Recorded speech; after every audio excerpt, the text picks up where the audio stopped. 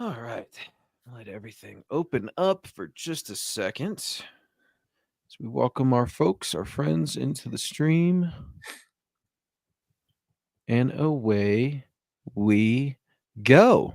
Broncos country, what is up? It's time for MHI. It's Wednesday night, 6 p.m. Mountain here in Broncos country. I am Luke Patterson. Joined with me, as always, you know him, you love him, co-partner, co-host, one of the best here, an MHI, Thomas Hall. How we doing, Tom? Doing all right.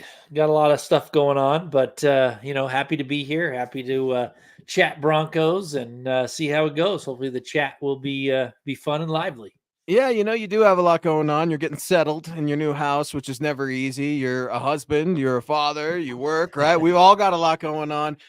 Come on into MHI, everybody. Gather around. We are going to take your mind off of the craziness, off of this world, off of this country for at least an hour as we talk Denver Broncos. And can I add winning football team? Denver Broncos, They're officially back in the win column, Tom. They're one game above 500 for the second time this year.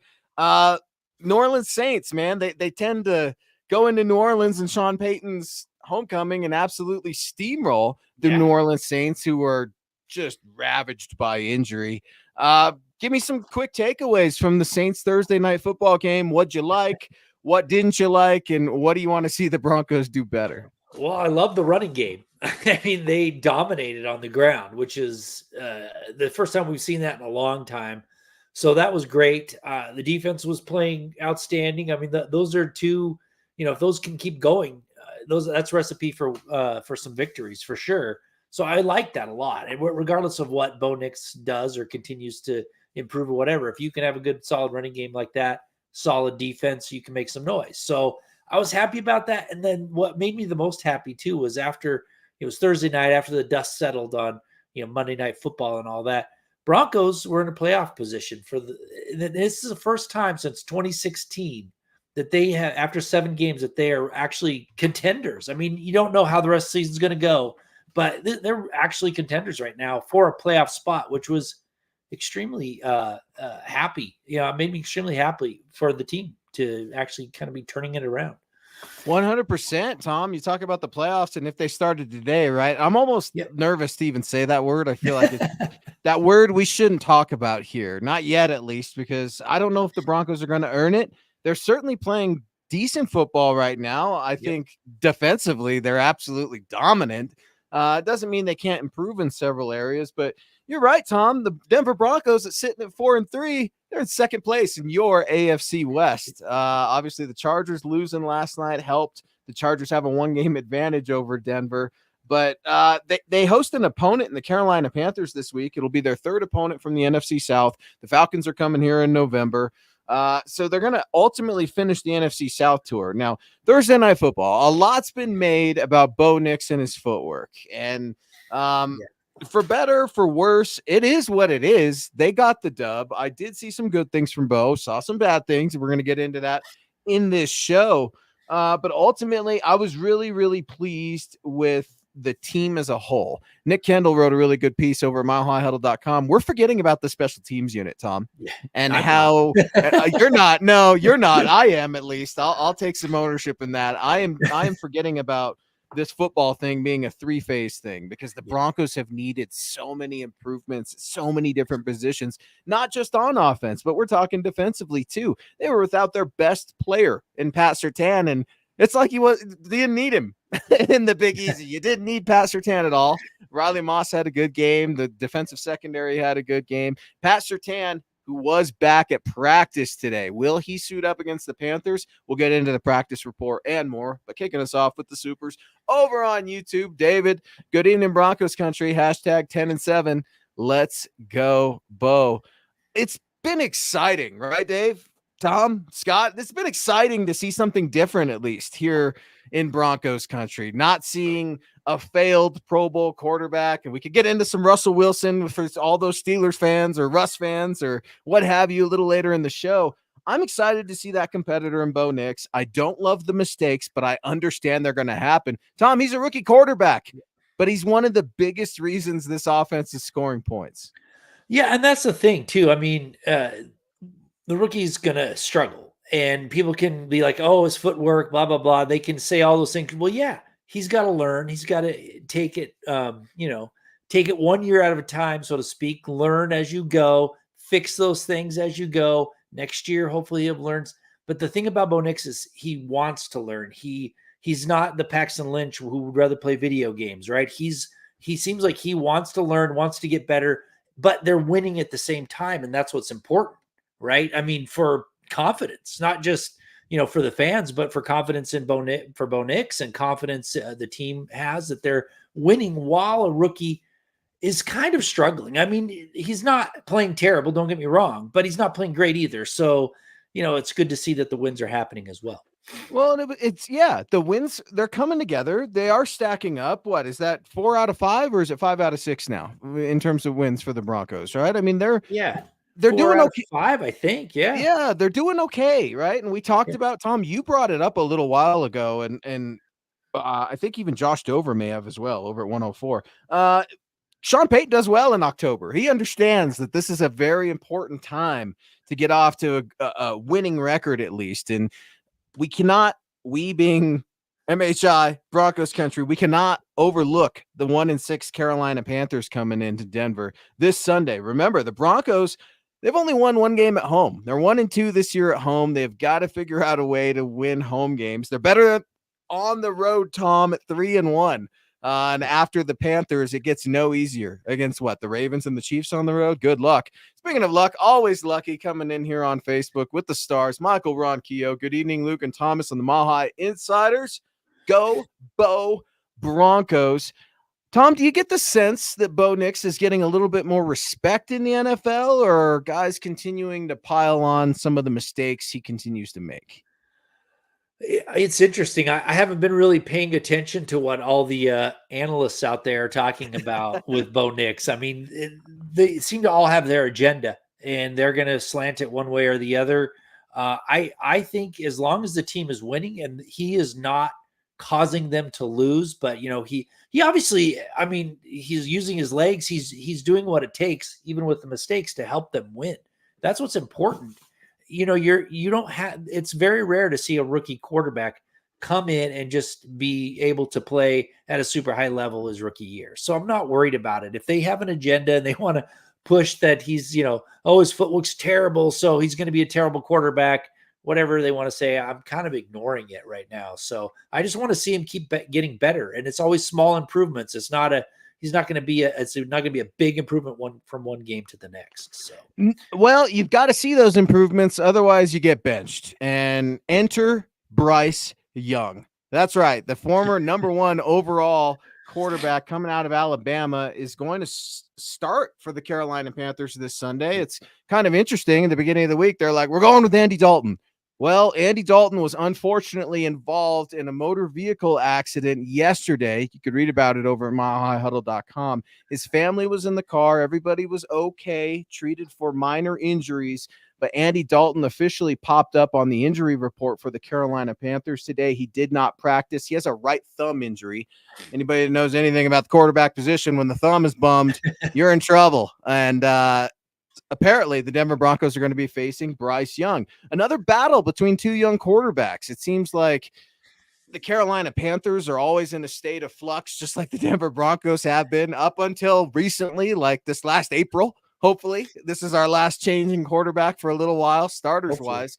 Bryce Young v. Bo Nix. Do you think there could be some fireworks there, or is this ultimately going to be a game between an injured rising team and a team that's just scraping the bottom of the barrel?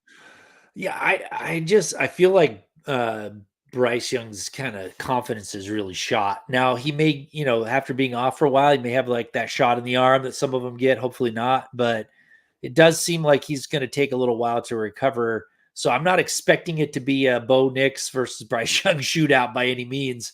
I think it's going to be the defense again that really, struts their stuff and takes it to the Panthers. And that's really going to be the reason why the Broncos win it, not because it's a quarterback duel or anything like that. But, I could be wrong. I've been wrong. I mean, I'm 4-3 on my predictions. So I've hit some and lost some. So who knows? It could be a high scoring game. Who knows?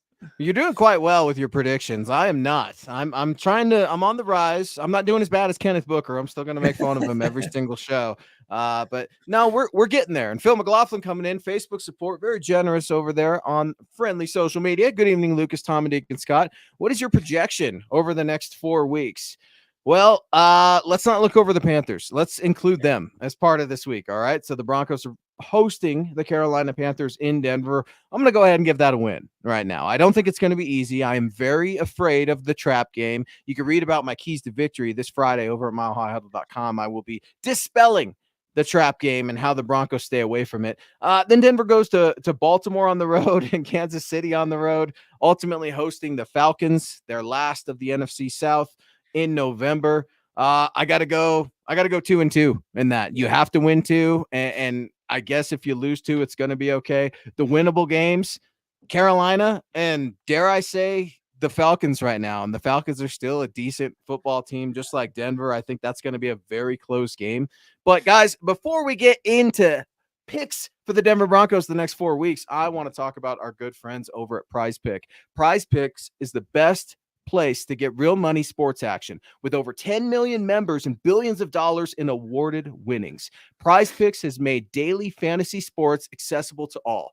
You just pick more or less on at least 2 players for a shot up to win to 100 times your cash. Run your game all season long on Prize Picks. Check it out.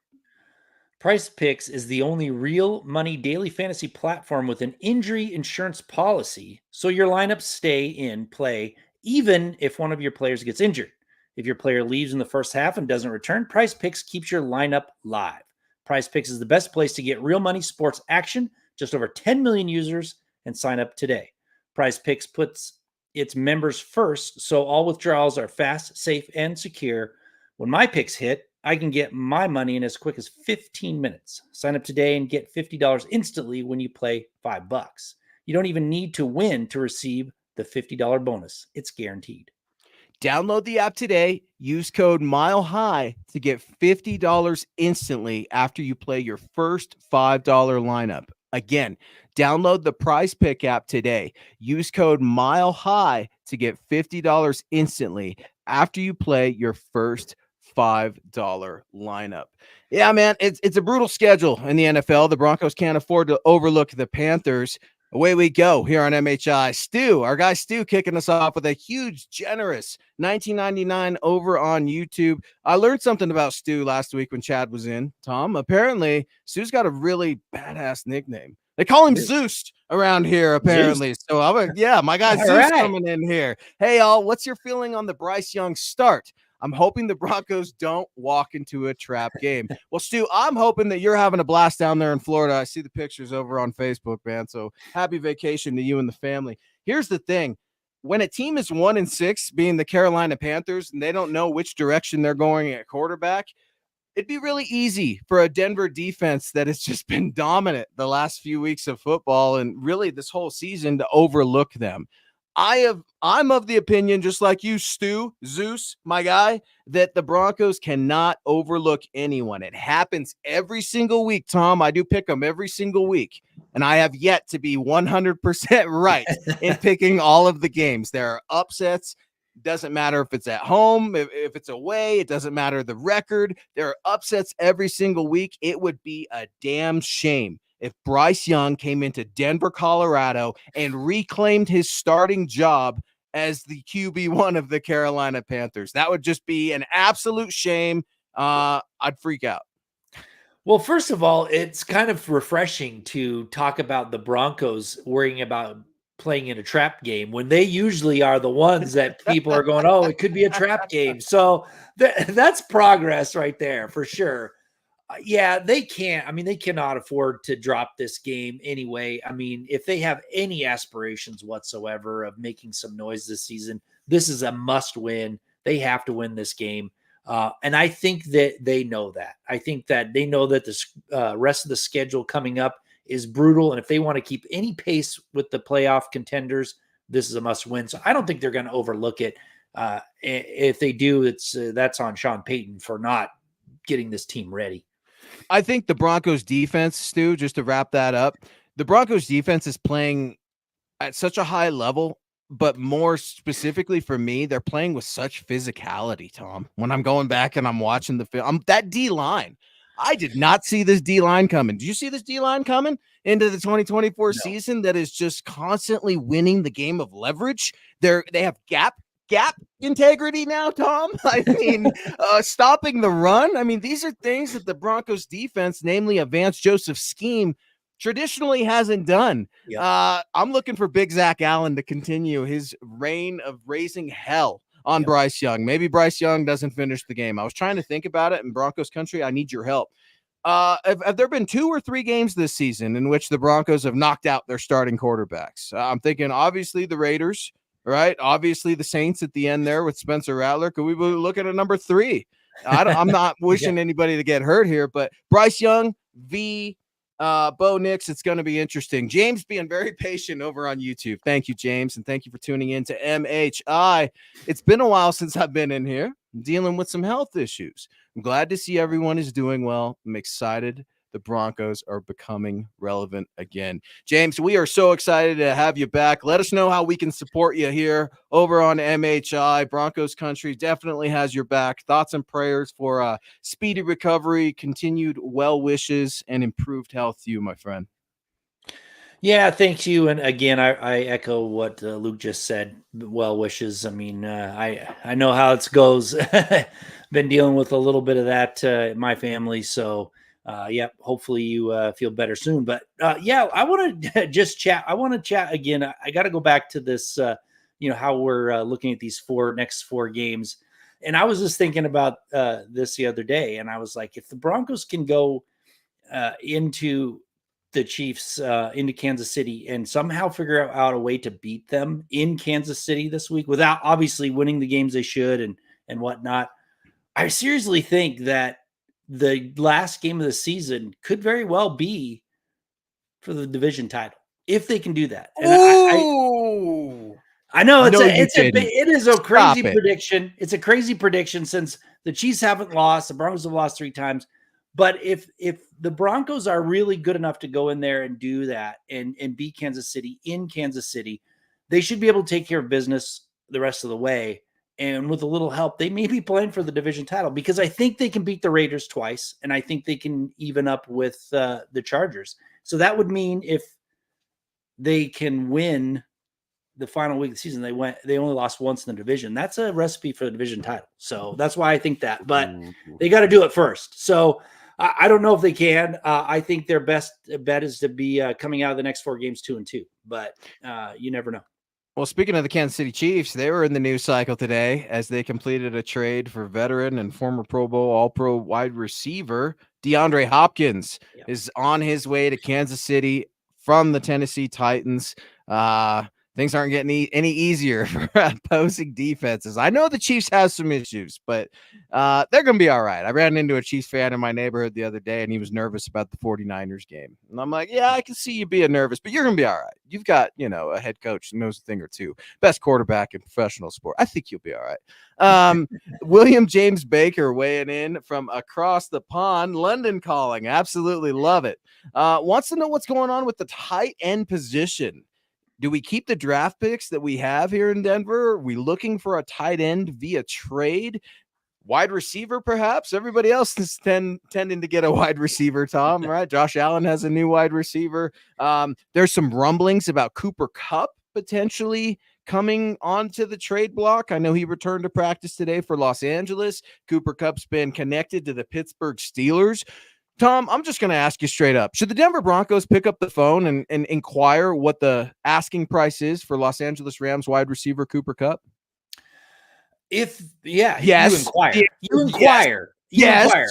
But if it's a second rounder, you don't do it. I mean, I'm sorry. Cooper Kupp's was great for a couple seasons, but he cannot stay healthy. He's on the other side of 30 already.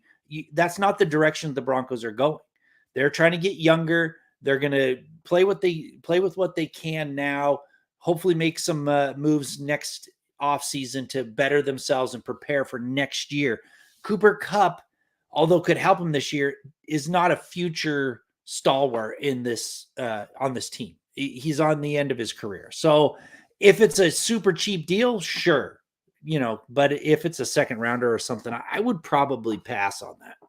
No, I hear you. And William, you're exactly right, man. I appreciate the love over on Facebook and appreciate the enthusiasm. We just got to limit some of those characters just a skosh so we can get it on the screen. Having some issues there. Here's the thing.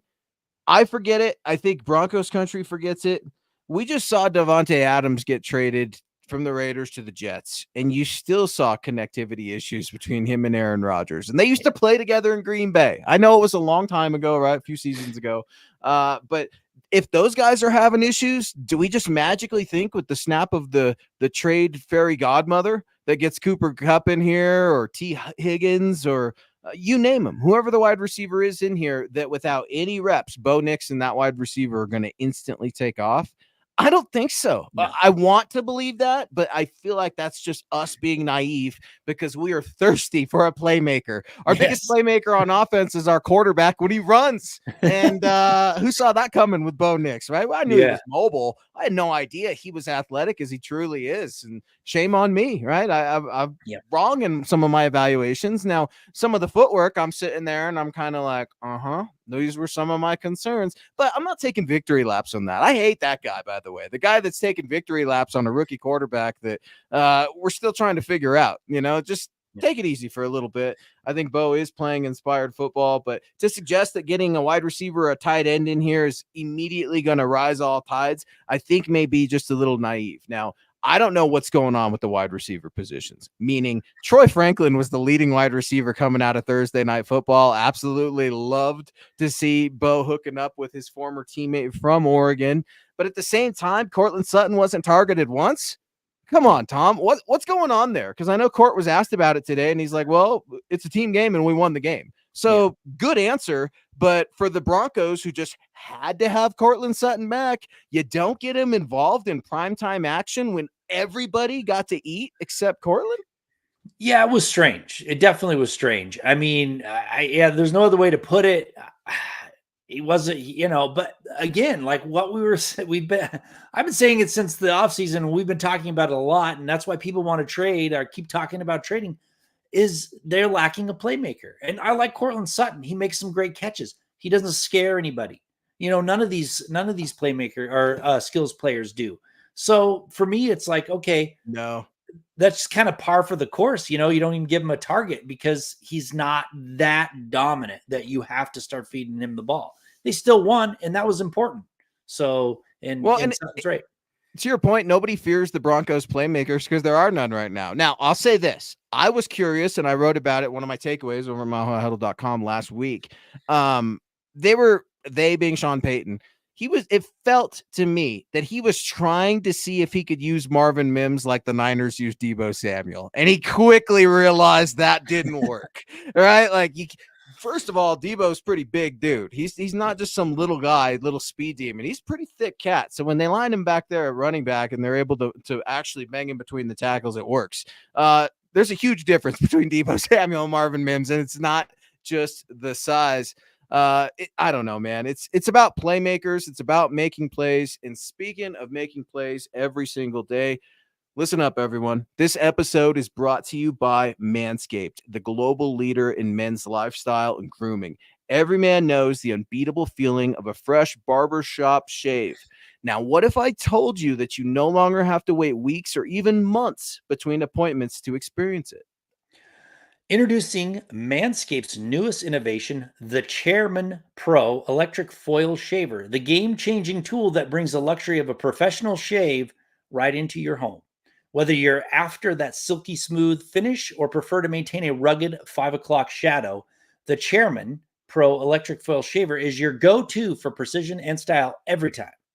Head over to manscaped.com and join the over 11 million men worldwide who trust Manscaped by using code HUDDLE for 20% off plus free shipping. Get the Chairman Pro today and experience a shave that is as smooth as you deserve. Get 20% off and free shipping with the code HUDDLE at manscaped.com. That's 20% off and free shipping with the code HUDDLE at manscaped.com. Boom. It is Wednesday night. He is Thomas Hall. I'm Luke Patterson. Scott Kennedy rocking with us on the ones and twos, getting you ready for Broncos v. Panthers. Celebrating a win today. Cody Barton, Defensive Player of the Week. Man, it feels like just yesterday you and I are up here making fun of Cody Barton, saying we are worried, rather, right? We're worried. What's going to happen now that Josie Jewell, the team's tackling machine, is out and the green dot goes over to Cody Barton? Well, Cody Barton has embraced every aspect of stepping up, the next man up. It's his first year in Denver, and he joins cornerback Pat Surtain and kicker Will Lutz as the other Broncos this year to earn Conference Player of the Week honors. Now, he was dominant against the New Orleans Saints, recording 8 tackles, 6 solo, 1 sack, a pass defended, and a fumble recovery for a touchdown. I know a lot of people thought that was an interception, a pick. It wasn't. Technically still a fumble. How about Cody Barton, Defensive Player of the Week, man? These are the type of players that are absolutely rising the tides of Vance Joseph's defense. Guys we don't normally talk of or keep them under the radar. Yeah, and I was a little worried about Cody Barton when they signed him. I didn't know if he was going to be that linebacker that made a difference, but he did in that game. I mean, he was incredible, and that's what I've been talking about with Josie Jewell and with Alex Singleton. You know, they don't make a lot of impact plays. They make a lot of tackles. Once in a while they'll get something, but you know, Cody Barton really made several impact plays during that game, and that's why he won that award, because he deserved it. And it was, I mean, he was there in the right position. But to go back to what you said earlier when we were talking about the defensive line, that has helped the linebackers considerably. I think for me, the defensive line has been the biggest jump from last year to this year, when I suspected that it was going to be a weak spot. So I think it was, they're playing lights out. I'm so impressed with how this defensive line is playing, and I think it's helped the linebackers as well. London is calling again over on Facebook. What's up, William James Baker? I would only like to see tight end David Njoku traded here right now, then free agency with Higgins and possibly Godwin. Sutton's time is coming to an end. I hate to say that. Bronco love always. Here's the thing with David Njoku, and Chad wrote about this last week over at milehighhuddle.com. Why do you have to have him? You absolutely have to have him. I mean, Broncos country went from thinking they were going to get Kyle Pitts to settling for David Njoku. And I don't get it. And I'm not coming at you, William. Here's my take on David. He caught 1 touchdown last week, and we're falling all over ourselves for a guy who's been in the league 8 years and is with Cleveland right now. Now, would he be an upgrade from what the Broncos currently have at the tight end position? Maybe. But to me, it's almost a lateral move. And I'm not into making lateral moves. I would rather be taking a major step forward or feel the punishment like the Broncos do with the dead cap a little bit right now and eventually move on. David Njoku does not move the needle for me. I like him. I think he's a nice enough guy. The Broncos are not in a position to just start giving things away. What are you prepared to give up for that type of a player? Because I would kick the tires on Cooper Kupp, but the Rams would laugh at me when we were on the phone because I'm saying 5th round pick. You want a 5th rounder for Cooper Kupp? I'd entertain that. But for David Njoku, man, I think I'd pass. Well, like you say, it is obviously what they have to give up. But I don't get it. Like 2 weeks ago, it was Kyle Pitts, and there's no way the Falcons are getting rid of Kyle Pitts, right? Like you may want to go get them, but with the Browns and Njoku, I don't know if they're going to be willing to even give him up, because I think now a cap guru can prove me wrong, but I think a lot of his money becomes dead money right away. Do they want to get rid of a tight end for nothing and have a massive cap hit just because I don't know. I mean, that's the thing to me. And then, then the Broncos are, got his salary and they got a way out, which is good. I think they can void the contract next year. So it's not detrimental salary cap wise for the Broncos, but I think for the Browns, it might be. So they may not even be willing to do it, but the Broncos we've been talking about, they need playmakers. And if they hit the trade deadline and they are really in contention for making the playoffs, I wouldn't mind going and get a tight end. I actually proposed Evan Ingram. I thought he might be a cheaper option who can be a 1-year guy. And then Njoku, they're going to want to redo his contract and keep him around. If you want just a 1 year, half-year rental, go out and get Evan Ingram and see if they can get you over the hump for this year. That's what you need to plan for. if you want a great tight end, go to the draft and see if you can get one next year. Or try to get a prospect that was recently drafted high. I mean, like one thing that comes to mind, check out Nick's article over at milehighhuddle.com. I really enjoyed reading it. He gave us some pros and some cons for the Broncos and the trade scenarios, rather. So, how it would win for the Broncos and how it would lose, right? What are you going to get versus what you're going to give up? The same conversation. And he brought up a name that I loved him. I was scouting out of our state here in Colorado, CSU, former tight end, current Arizona Cardinal, Trey McBride. Why don't you swing for the fences? If you absolutely have to have one, then go get a good one. Now it's going to sting and you're going to have to give up something you don't really have. And I think that's kind of where you and I are at. Like, I don't know. I think the tight end position is going to be one of those positions that we're looking at for next year, whether that be in the draft, free agency. You got to start figuring it out. Now, Lucas Kroll was utilized a little bit last week, right? I mean, that was nice to see. So you're starting to see the offense slowly but surely come together. They're still going to stumble. They're still going to fall. There's still going to be moments that you're scratching your head and cursing at your TV. But I ask you, are you doing that at the end of the game more times than not? No, not this year, because the Broncos are one game above 500 at 4-3. They're quickly becoming a little bit more respected, I think, in their own right. Teams are taking them seriously. And like you said earlier, man, we're talking about the trap game being the Carolina Panthers this week. The Broncos have been the potential and hopeful trap game for how many years now? Cody Dubs coming in, $5 over on YouTube. Thank you. I'd give a first for New York Jets Garrett Wilson before going after Cooper Kupp with a second. If we pick up anyone, it surely won't be a rental. 3+ seasons at least. Man, that's a bold hot take, Cody. What say you, Tom? Garrett Wilson, man. There have been some rumors now that Aaron Rodgers has Bay back, right, with Devontae Adams in New York, that maybe Garrett Wilson is wanting out. Maybe teams are going to call and inquire about him. Remember, Allen Lazard, it's the Green Bay Packers offense all over again in the Jets. Yeah, no, I mean, I'm with Cody. Not necessarily to go get Garrett Wilson, but if you're going to trade for somebody with the position the Broncos are in, don't go trade for somebody that's gone at the end of this year and you're going to make a plan for it, or you're going after a young guy who you can, hopefully continue to have in this offense. Don't give up a big, first or second rounder, or even a third rounder for, a Cup or somebody who's probably not going to be in your future. So I love where he's going with this. I love where you're going with this, Cody, but I don't know if you want to give up first for Garrett Wilson or not with the way.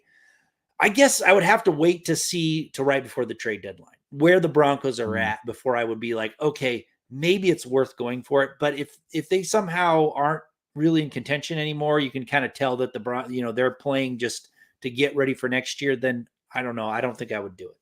Well, and you got to ask too, like, what about Garrett Wilson? Why do you have to have him, Cody? I'm not asking that to like be a jerk. I'm just asking, like, what about Garrett Wilson to you is worth that first? I know he's a playmaker. I know he's got nice routes, but he's still a young player. He's up and coming. You can find some of these guys later on. I know it's tough, right? And Broncos are still searching for wide receivers, but I appreciate Cody. Guys, I appreciate all of you, just like I appreciate our friends over at Mint Mobile. With big wireless providers, what you see, it's never what you get. Somewhere between the store, your first month's bill, the price you thought you were paying magically skyrockets. With Mint Mobile, you'll never have to worry about those gotchas ever again. When Mint Mobile says $15 a month when you purchase a 3-month plan, they mean it. Say bye-bye to overpriced wireless plans, monthly bills, and unexpected overages. And to get this new customer offer and your new 3-month premium wireless plan for just $15 a month, go to mintmobile.com/huddle. That's mintmobile.com/huddle. Cut your wireless bills to $15 a month at mintmobile.com/huddle. That's $45 upfront payment required, equivalent to $15 per month. New customers on first 3-month plan only. Speed slower above 40 gigabytes on unlimited plan. Additional taxes, fees, and restrictions apply. See Mint Mobile for details. We're talking about how do we get the Broncos better here on MHI, specifically the offense. Everybody else in the league is trading for receivers, tight ends, different players. Well, the Broncos are wondering, in Broncos country, we could get better at those positions. Why don't we look at wide receivers? That's exactly what we're doing right now. And Scott's bringing up some good points when it comes to trades. And I love having these debates with everybody and then not thinking about current contracts. So we talk about David Njoku. The Browns have 3 voided years tied into his contract. He's $30 million dead right now based on all the backloaded money. When you look at Garrett Wilson from the New York Jets, he's entering his 1 year, or he has 1 year left on his contract rather. And maybe who knows if Garrett Wilson wants to stay in New York. You know what I mean? Maybe you don't have to give up anything except a contract to go pay one of these guys. Remember, the Broncos are trying to get out of cap hell right now, and adding to it is definitely not the goal. Yeah, and next year they're going to have some cap space. Although people are looking at the cap space going, oh, yeah, cap space. But you also have to remember you got your left tackle, starting left tackles not included in that. You've got several other starters, edge rushers that aren't included in that. So that will go fast. But they seem to be in a much improved position going into free agency this upcoming offseason. Not great. They still got a lot of dead cap, but, solid footing. And then, hopefully they can go get somebody that can be that playmaker that we keep talking about that they absolutely have to have. Well, and let's play devil's advocate for just a second. If you're Sean Payton, you are seeing things that you haven't seen before. What am I talking about specifically? Troy Franklin was the leading receiver on Thursday Night Football in the win and Sean Payton's return to New Orleans. I mean, I don't think that was on purpose, Tom. I don't think, maybe it was. I don't know. But I seriously doubt that Sean was scheming Troy Franklin to be the Broncos' #1 target in his return. I don't think that was the game plan. I think the game plan was run the freaking football, and they did that. They did that quite well. Their offensive line was humming. Absolutely love to see it. So you are seeing something new there. Maybe that new receiver is here already. We're just starting to see some glimpses. Also talking about the tight end position, right? You and I, Broncos country, we're so fed up with the lack of utilization with tight end. Greg Dulcich is all but a forgotten thought anymore. I honestly don't even know if he wears shoulder pads in the games. I don't even know if he's active anymore. So when you see Lucas Kroll involved, 4 targets, 3 receptions for 41 yards, along of 23. I mean, you are seeing some new things, but maybe we keep digging. Can we see Donald Parham play? Nate Atkins, I love you. Great. But can we see Donald Parham come in here? Former basketball player, Charger. I've seen him score red zone touchdowns out there in LA. I mean, so if you're Sean Payton, you've got to think, no, I do still have some resources in the building. Not everybody knows what we have. Maybe Sean does. Yeah, for sure. And I think, like a lot of people are saying in the chat here, that this is kind of one of those seasons where you're learning, getting prepared for the next season. You got to figure this out. So distributing that ball around, and maybe that is the plan, but sometimes it just happens. But I keep going back. I don't know if Troy Franklin is the future. I don't know who any of these wide receivers are.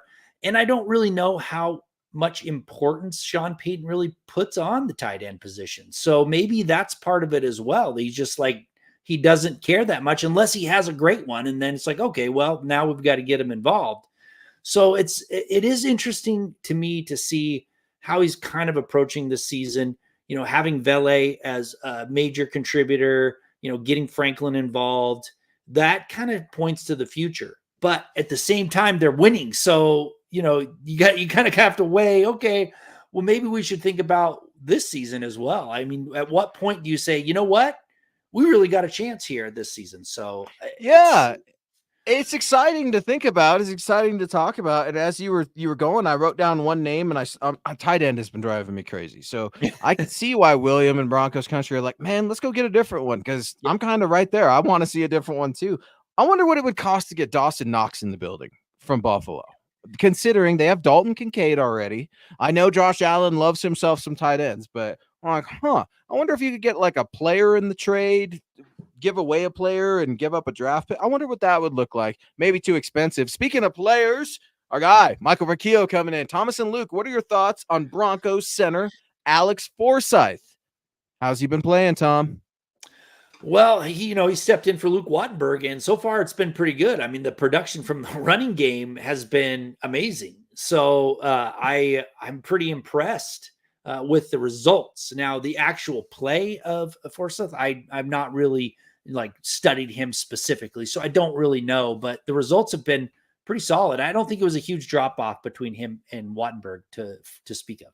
No, I don't either. And I wonder though, does Bo camouflage some of that? Do his guards, Quinn Miners and Ben Powers, camouflage some of that? It's so nice to see offensive linemen come in and be able to play and step in. So, Mike, that's a really good question.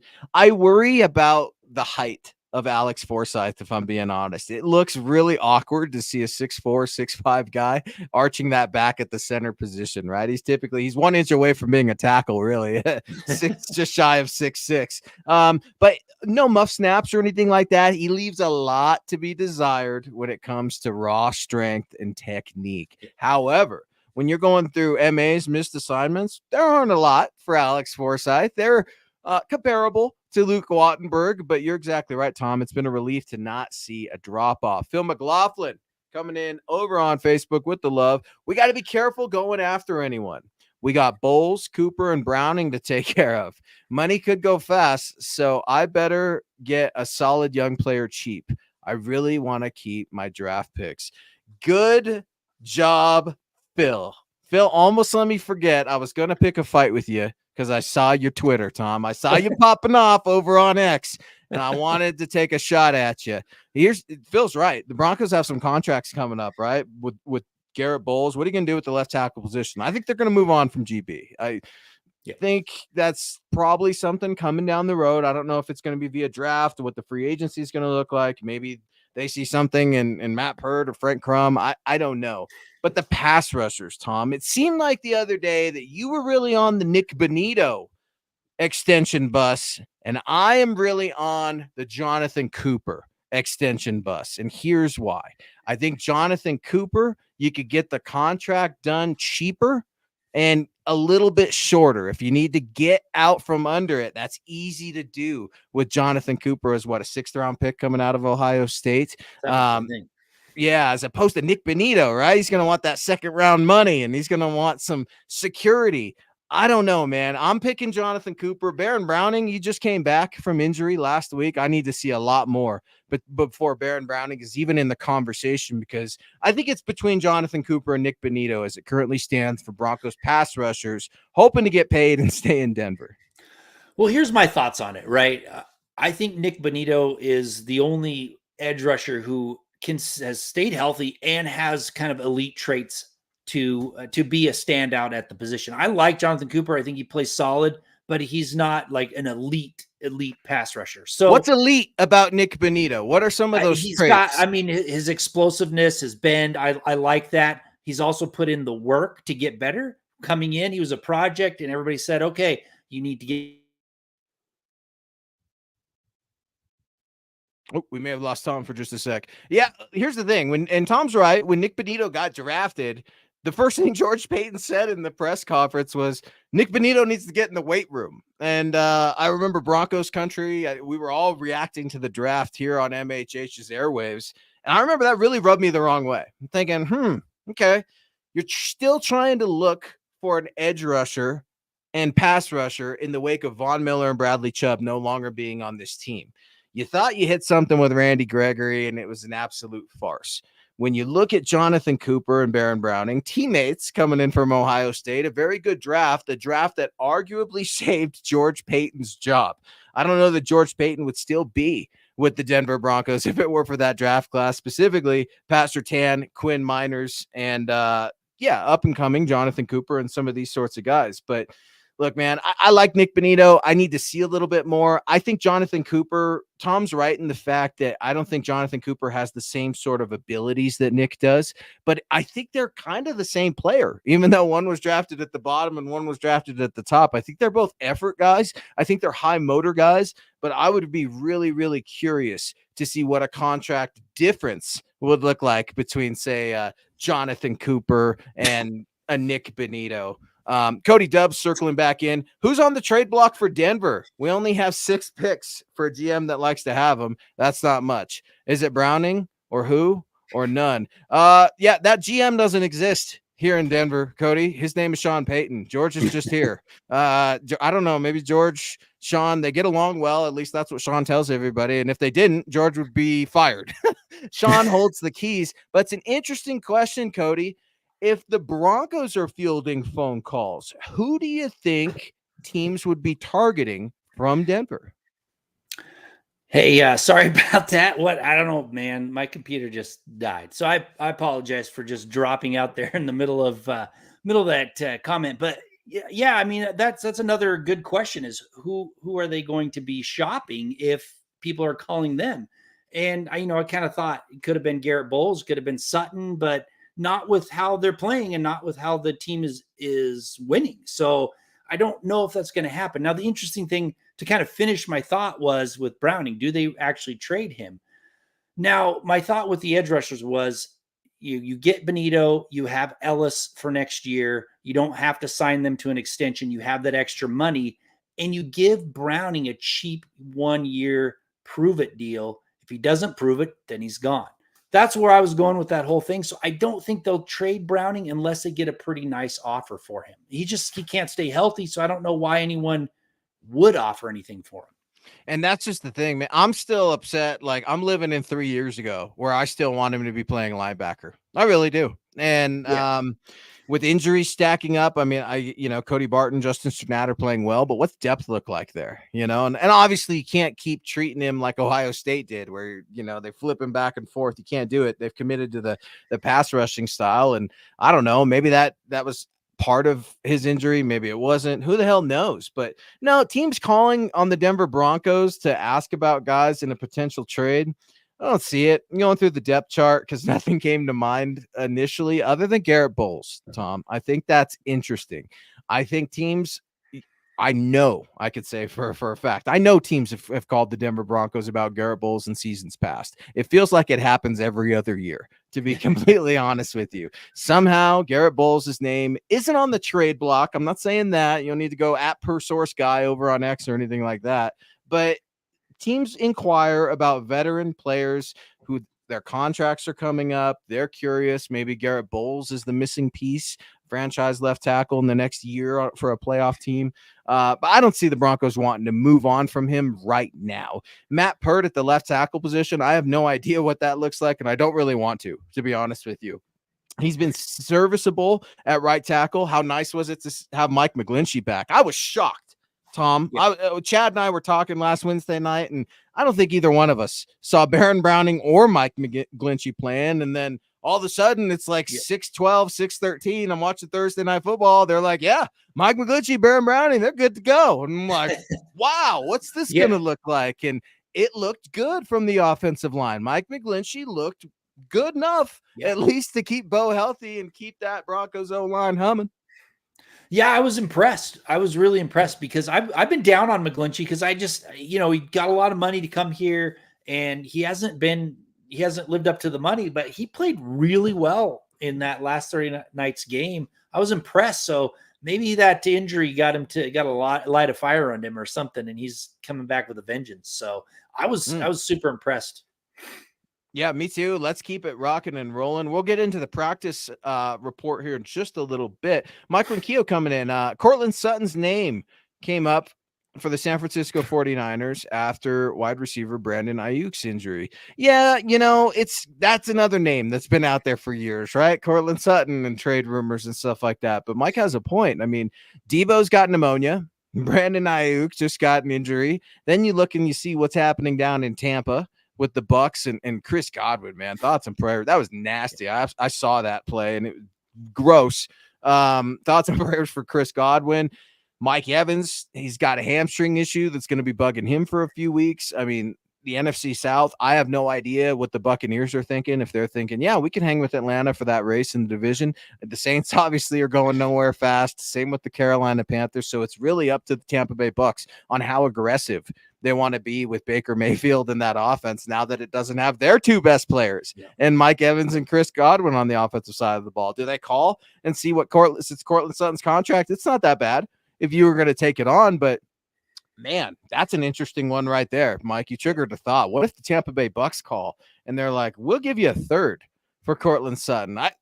I think I'd be like, and what else? Maybe how about you give us a fourth and a backup offensive lineman? How about you give us a fourth and, a tight end, Cade Otton, something like that. Maybe the Broncos, maybe those phone calls are happening right now. Yeah, it would be interesting. And I agree with you. I think Tampa Bay is more likely because of the injury than 49ers. And 49ers are going nowhere fast right now. So I don't think they're going to be in the market for anybody unless they still think they can turn this around, but it doesn't look good. So I think, maybe another needy team. But again, if the Broncos were under 500, I would say yes. And if the Broncos are above 500 going into the trade deadline, then I don't think they trade away anybody. I think they stay the course. They keep doing what they are planning to do for this season, hopefully make some noise. And then next year they, move on from the players that they want to move on. I know that it's good to get something for somebody now, but I just don't see them doing it if they're above 500. I was curious about the Alvin Kamara thing because of the Sean Payton connection. Now, I don't know how much I would have wanted to give up for a running back, right? But I'm not going to say I wouldn't have been excited if Alvin Kamara came here. Now, he did get that extension with the Saints, Tom. That pretty much squashes any chance or anything there of Alvin Kamara being traded to Denver. Let's talk about the Broncos Carolina Panthers practice report today, Wednesday, October 23rd. Pat Surtain is officially cleared concussion protocol. The all-star cornerback returned to practice as a full participant today. Great to see number 2 back on the field. PJ Locke was limited with a thumb. Same with Mike McGlinchey with a knee. Alex Balcheski, your guy's starting to work his way back, limited with an ankle. And then defensive tackle Malcolm Roach was out with an illness. Pretty solid practice report for the Denver Broncos. One gentleman did not practice, and he's got a cold, right? Or he's stomach bug, and Malcolm Roach with an illness. You look at the Carolina Panthers, holy cow. It looks like the Oakland Raiders. There got to be like 17 guys on there, and there's some familiar names. Now, their linebacker, Josie Jewell, is hoping to come back from a hamstring groin. Sound familiar? Josie Jewell with a hamstring groin? Oh, shocker. He was limited today at practice, hoping to make his Denver return along with defensive coordinator Ejiro Evero. News of the day coming out of Carolina. Andy Dalton did not practice. The head coach in Carolina Panthers named Bryce Young the starting quarterback against your Denver Broncos. Tom, how we feeling Wednesday, October 23rd, and only one Bronco didn't practice today, one of your defensive tackles? Man, it's awesome. Because over the last several years, that's the one thing that I think has made this team much better is health and Sean Payton doing what he did to bring all the folks in to help the injury bug that's been plaguing the Broncos team over this losing streak. I think that was huge, and they've been healthy. And I keep saying the health is one of the biggest determinations on the end of the season and whether or not you can get in the playoffs. Teams will tend to just implode if they have a bunch of injuries and not make the playoffs. So if the Broncos can be one of those teams that stay healthy and can win some of these games going into it, you never know what might happen. So I'm pumped. I'm pumped with the injury reports that we've been seeing. They've been very good compared to the teams that the Broncos have been playing. Yeah, it's nice to be on the other side of that, knock on some wood, at least for now, as the Broncos are relatively healthy. And Peter Johnson pushing back a little bit over on Facebook. Why the heck would our team sell any players that can help them win? This team will potentially push for a playoff berth. Silly move, in my opinion. Cortland Sutton didn't help him win the other night, literally. I mean, he did absolutely nothing in terms of Broncos offensive passing attack. On the field for some blocks. He's still a good blocking receiver. He's not Tim Patrick, but he's willing and able, and that's enough for me for a receiver in the NFL these days in the ground game. I'm curious. I'm really curious. I know that the Broncos can live without Cortland Sutton. I know they can. I've watched it a lot this season. Now, some of that's been Bo's fault. Some of it's been Sean's fault. Some of it's been Cortland's fault, right? And I'm thinking specifically about the game you and I were at the game me, Ron, and some of the other guys were at for the meet and greet since you were moving this year. And Cortland Sutton was pretty much just thrown under the bus by Sean Payton at the end of that presser, saying he ran the wrong route. That was Cortland's fault, not Bo on the interception in the end zone. So I don't know, man. It's not like I'm trying to get rid of Cortland Sutton, but I'm willing to move on from some of these older pieces. I think it's time to turn the page. You're seeing that with Troy Franklin. You're seeing that with Lucas Kroll. Devon Bailey, you got to be better. Lil Jordan Humphrey, serviceable wide receiver, but you haven't been as productive as you were last year with Russell freaking Wilson. Can you give me some production this year, big fella? Yeah, and the reason why I agree with you. I think that they're ready to move on from some of the old guard, which would be, the few remaining pieces are Sutton and Bowles. But again, they're not going to move on unless somebody blows them away with an offer. They're probably not going to move on if they're above 500. I just don't see it happening. But go ahead. Maybe. But if someone comes in and says, we'll give you a second for Cortland Sutton, they'd be crazy not to take it. Tom, we talk about movies on the show a lot. We're all Star Wars nerds here. The Godfather's been playing on one of the movie channels, and it's one of my all-time favorite. Godfather 1 and 2, and that's where I stop. I don't go anywhere else past there. Maybe someone's going to make them an offer they can't refuse. Michael Riccio coming in here. Great show tonight, Thomas and Luke on the Mile High Insiders. Go Bo Broncos. Man, it's fun to be talking about the Denver Broncos being relevant here in week 8, sitting at a 4-3 record as they host the Carolina Panthers. And I forget at first glance the history between these two teams. Super Bowl 50, man. We're always going to have Super Bowl 50, baby. And it seems like more times than not, the Broncos and Panthers have locked horns over the past few years, whether it was in Carolina, whether it was here. I mean, I don't know that there's so much as a rivalry, but these teams, these franchises, they know each other.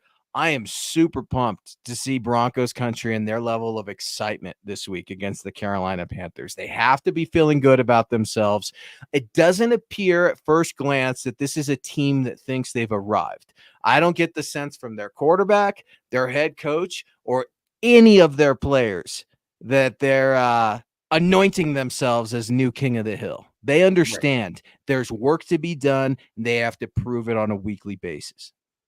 Yeah, absolutely. And the Broncos seem to come up big against the Panthers. I mean, I can remember, obviously Super Bowl 50, but that game where Darian Gordon back in 1998 or 97, just 2 punt returns for touchdowns in one quarter. And then the Von Miller sacking Cam Newton game and mocking his Superman pose. I mean, they've had their number. So I would be shocked.